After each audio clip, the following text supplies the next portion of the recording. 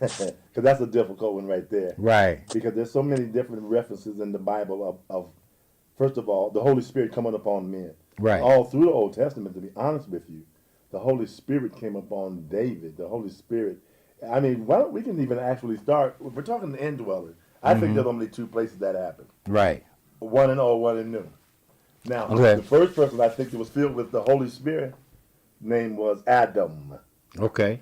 God blew the breath of life Right into Adam, him. right into him, Right into him. and he became a quickening spirit or soul. So Adam, came alive when the Right. Holy Spirit Right. was Right. inside of him. Right.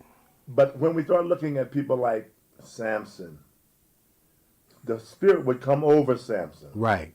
and when it would come over him, he could take a jawbone of a jackass and slay 1,000 men. Right. When the Spirit would come over him, the Bible said the Spirit came over Saul, Right. and it said Saul began to prophesy, and the people around him asked, "Is Saul one of the prophets? We didn't know Saul was a prophet." Right. Right.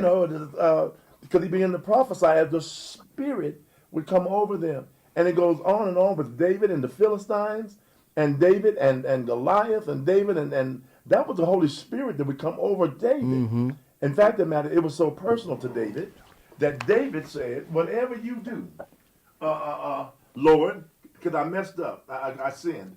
Whatever you do, don't take your Holy Spirit away from me." And then that was like David understood the power of the Holy Spirit that came upon him. Right. So I can give a lot of examples about how the Spirit came on men in the Old Testament. So the question is, were they filled with the Spirit? Right. The indwelling. Indwelling. Did it live in them? Right. Did it live?